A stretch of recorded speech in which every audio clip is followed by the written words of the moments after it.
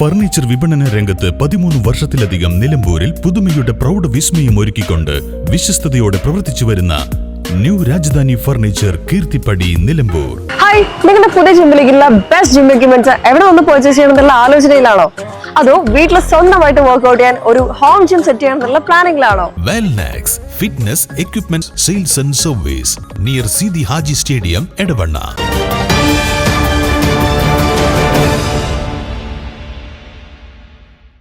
നിലമ്പൂരിൽ ആടുകളെ തെരുവ് നായ്ക്കൾ കടിച്ചുകൊന്നു. ചാലിയാർ പഞ്ചായത്തിലെ പാറേക്കാട് മുതിരപ്പീടിക മറിയുമ്മ, പരുത്തിക്കുന്നൻ ഷഹർബാനു എന്നിവരുടെ 4 ആടുകളെയാണ് കടിച്ചുകൊന്നത്. ഇന്ന് പുലർച്ചെ 3:30ഓടെയാണ് സംഭവം. വീടിനോട് ചേർന്നുള്ള മറിയുമ്മയുടെ ആട്ടിൻകൂട് പൊളിച്ചാണ് ആടുകളെ കൊന്നത്. ആടുകളെ കടിച്ചുകീറിയ അവസ്ഥയിലാണ്. മറിയുമ്മയുടെ 3 ആടുകളെയാണ് കൊന്നത്. 7 ആടുകളാണ് ഉണ്ടായിരുന്നത്. 3:30 സമയത്താണ് നമ്മൾ എന്നപ്പോത്തിന് രണ്ടിനെയും പുറത്ത് കിട്ടിക്കണം, ചത്തും ചെയ്തിക്കണം.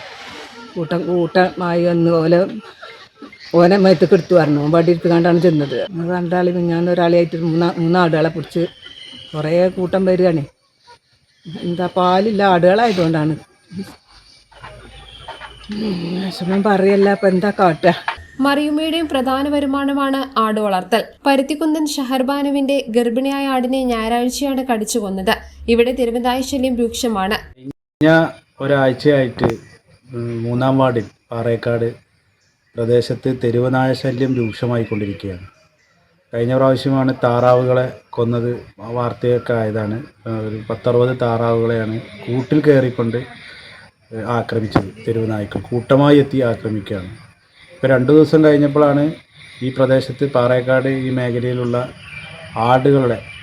ആട്ടിൻകൂട്ടിൽ കയറിക്കൊണ്ടാണ് തെരുവുനായ്ക്കൂട്ടം ആക്രമിച്ച് ഇന്ന് 2 ആടുകളും ഇന്നലെ 2 എണ്ണം, അങ്ങനെ 4 ആടുകളാണ് ഇപ്പോൾ ഈ പ്രദേശത്ത് ഇപ്പോൾ ഈ തെരുവുനായ്ക്കളുടെ ആക്രമണത്തിൽ കൊല്ലപ്പെട്ടത്.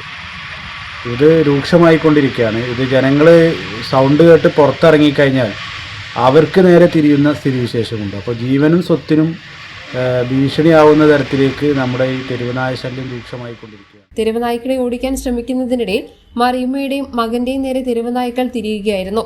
News bureau, Nilambur.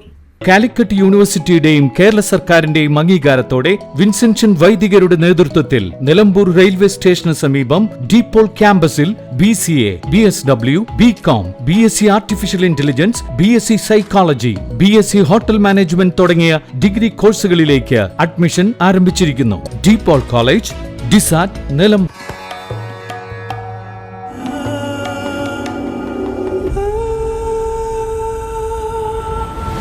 Charitra Vivag Bridal Collections by Shobhika Weddings.